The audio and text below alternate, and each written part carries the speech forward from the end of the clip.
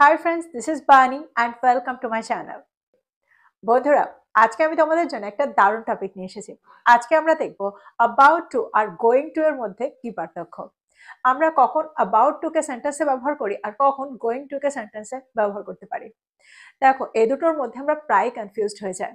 সেন্টেন্সে আমাদের কখন going to এর ব্যবহার করা উচিত আর কখন about to কে ব্যবহার করা উচিত।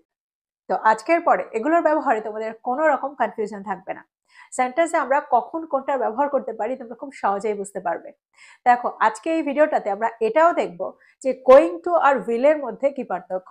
যখন আমরা গোয়িং টু কে একটা ফিউচার ইভেন্ট বোঝানোর জন্য ব্যবহার করি, আবার উইল কেও একটা ফিউচার ইভেন্ট বোঝানোর জন্যই ব্যবহার করে থাকি। তো তোমরা বুঝতে পারছো আজকের ভিডিওটা কতটা ইম্পর্টেন্ট। তোমরা কোথাও যাবে না, আমার সাথে ভিডিওটা একদম শেষ পর্যন্ত থাকবে। যারা চ্যানেলে নতুন অর্থাৎ প্রথম আমার ভিডিও দেখছো তারা প্লিজ চ্যানেলটাকে সাবস্ক্রাইব করে নিও, তাহলে যখনই আমি ভিডিও আপলোড করবো তোমরা নোটিফিকেশন পেয়ে যাবে। তো আর দেরি না করে চলো শুরু করা যাক আজকের ভিডিও। সবার আগে আমরা যেটা দেখবো সেটা হলো অ্যাবাউট টু এর ব্যবহার। দেখো, অ্যাবাউট টু এর অর্থ হলো হতেই যাচ্ছে, কোনো একটা কাজ হতেই যাচ্ছে। দেখো, বাংলায় আমরা প্রায় বলে থাকি আমি তোমাকে ফোন করতেই যাচ্ছি, বা আমি বেরোতেই যাচ্ছি, আমি কলেজের জন্য বেরোতেই যাচ্ছি। সে তোমাকে কল করতেই যাচ্ছিল, আর সে কথাটা বলেই ফেলছিল, আমি তো এটা বলতেই যাচ্ছিলাম। তো এরকম অর্থে আমরা সেন্টেন্সে অ্যাবাউট টু কে ব্যবহার করতে পারি, কোন একটা কাজ হতেই যাচ্ছে বা হতেই যাচ্ছিল এরকম অর্থে।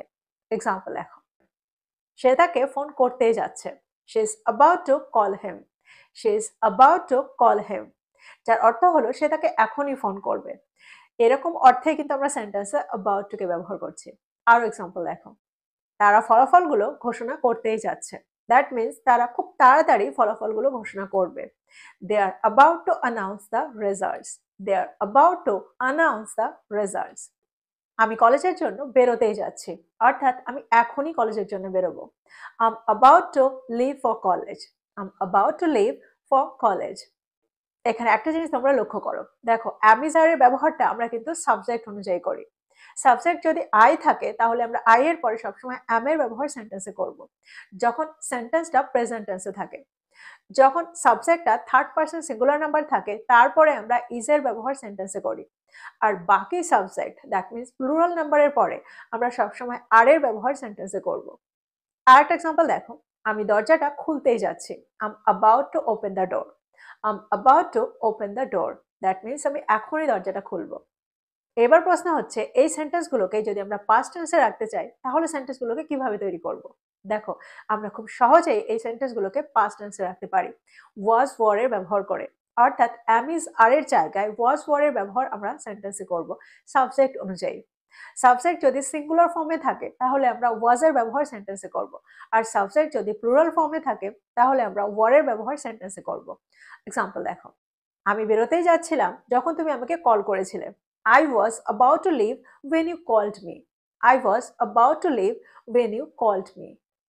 সে কেঁদেই ফেলছিল যখন তার মা তাকে জড়িয়ে ধরেছিল।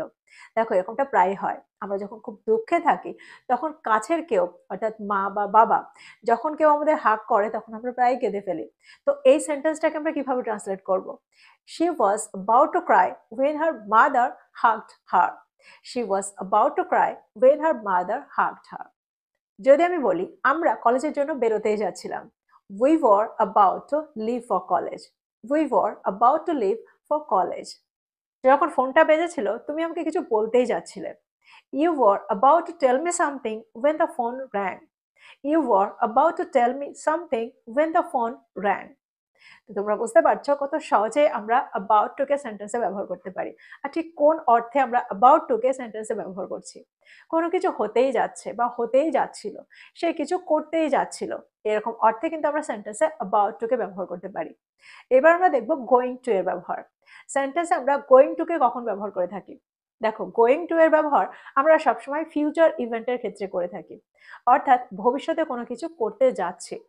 দেখো, গোয়িং টু এর ব্যবহারটা আমরা তখনই করব যখন কোনো কিছু প্রি প্ল্যান্ড থাকে, অর্থাৎ এটা করার জন্য আমরা পরিকল্পনা করেছি, এটা পরিকল্পিত। কোনো কিছু করব সেটা পরিকল্পিত, এরকম অর্থে কিন্তু আমরা সেন্টেন্সে গোয়িং টু এর ব্যবহার করে থাকি। এক্সাম্পল দেখো, আমি তাকে আগামীকাল ফোন করছি।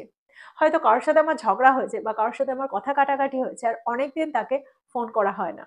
তো আমি সিদ্ধান্ত নিয়েছি বা আমি পরিকল্পনা করেছি যে আমি তাকে কাল ফোন করব। তো এরকম অর্থেই কিন্তু আমরা সেন্টেন্সে গোয়িং টু এর ব্যবহার করে থাকি। সেন্টেন্সটা কি হবে?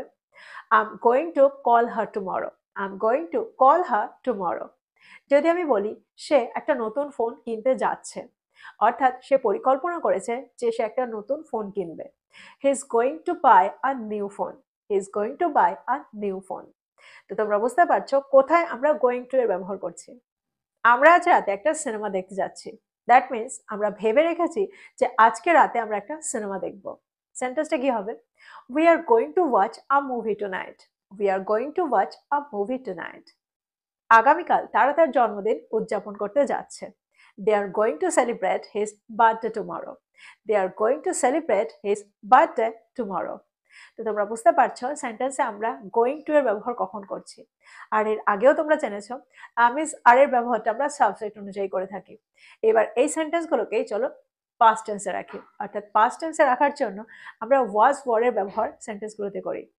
আমি তোমাকে ফোন করতে যাচ্ছিলাম কিন্তু আমি ভুলে গিয়েছিলাম। দেখো এখানে যাচ্ছিলাম দ্যাট মিন্স আমি পরিকল্পনা করেছিলাম, আমি সিদ্ধান্ত নিয়েছিলাম যে তোমাকে ফোন করব, আমি ভেবেছিলাম তোমাকে ফোন করব, কিন্তু আমি ভুলে গিয়েছি। আমি ভুলে গিয়েছিলাম। সেন্টেন্সটা কি হবে?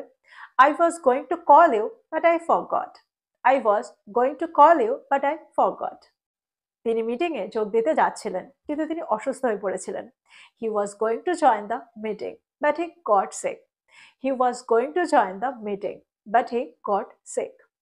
এবার এই সেন্টেন্সগুলোকে যদি আমরা নেগেটিভ সেন্টেন্স তৈরি করতে চাই তাহলে সেন্টেন্সগুলো কেমন হবে? আমি আর জাঙ্ক ফুড খেতে চাচ্ছি না। I am not going two it junk food anymore.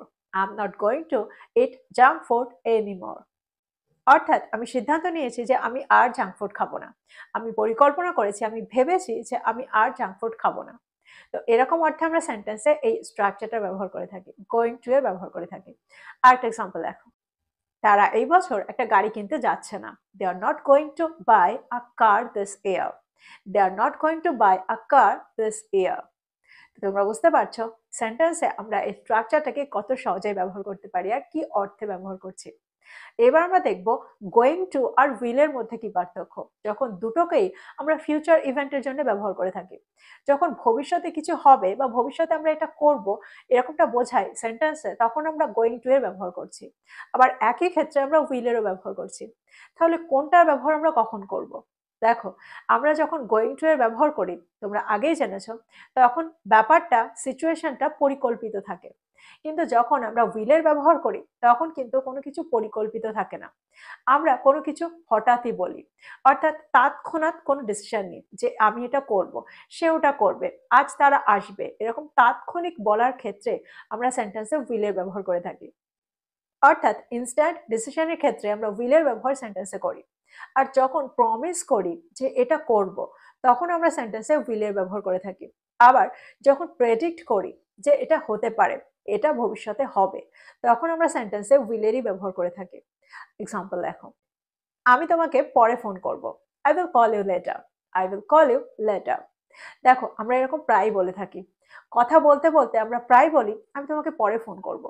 তো এরকম অর্থে কিন্তু আমরা সেন্টেন্সে উইলের ব্যবহার করছি, অর্থাৎ সাথে সাথেই আমি কোনো কথা বলছি। সে তোমার বাড়ির কাছে তোমাকে সাহায্য করবে, অর্থাৎ আমরা ইনস্ট্যান্ট কোনো কথা বলছি, ইনস্ট্যান্ট ডিসিশন নিচ্ছি। He will help you with your homework. He will help you with your homework. আমি কুকুরটার যত্ন নেব। দেখো এখানে কিন্তু প্রমিস করছি, আমি প্রতিশ্রুতি দিচ্ছি। I will take care of the dog. I will take care of the dog. আমরা সকাল 10টায় মিটিংয়ে যোগদান করব। We will attend the meeting at 10 AM. We will attend the meeting at 10 AM. তারা বাইরে খেলা করবে না কারণ বৃষ্টি হচ্ছে। দেখো বাইরে বৃষ্টি হচ্ছে আর আমি এখনই কথাটা বলছি, অর্থাৎ ইনস্ট্যান্ট কথাটা বলছি। সেন্টেন্সটা কি হবে? They will not play outside because it's raining. They will not play outside because it's raining. সে আজ রাতে পার্টিতে যাবে না। She will not go to the party tonight. She will not go to the party tonight. তোমরা বুঝতে পারছো সেন্টেন্সে আমরা উইলের ব্যবহার কখন করছি আর গোয়িং টু আর উইলের মধ্যে কি পার্থক্য। আমার মনে হয় আজকের পরে এগুলোর ব্যবহার নিয়ে তোমাদের কখনোই কনফিউশন হবে না। খুব সহজেই তোমরা সেন্টেন্সে এগুলোর ব্যবহার করতে পারবে। দেখো সেন্টেন্সে গোয়িং টু এর ব্যবহারটা আমরা প্রায় করে থাকি বা অ্যাবাউট টু এর ব্যবহারটা আমাদের প্রায়ই করার দরকার হয়। আর ঠিক সেই কারণে এগুলোর ব্যবহার সঠিকভাবে তোমাদের জানা দরকার। তো প্রত্যেকটা স্ট্রাকচারকে নোট ডাউন করো আর এই স্ট্রাকচারগুলোর উপরে সেন্টেন্স তৈরি করো, স্ট্রাকচারগুলো দিয়ে সেন্টেন্স তৈরি করো আর সেগুলোকে তোমাদের কনভারসেশনে ব্যবহার করো। তো এই ছিল আজকের ভিডিও, এই ছিল আজকের টপিক। ভিডিওটা ভালো লাগলে লাইক করতে ভুলে যেও না, বন্ধুদেরকে শেয়ার করো যারা ইংরেজি শিখছে। So this is all about today. I will be back with another video. Till then, take care. Thank you for watching this video. Bye bye.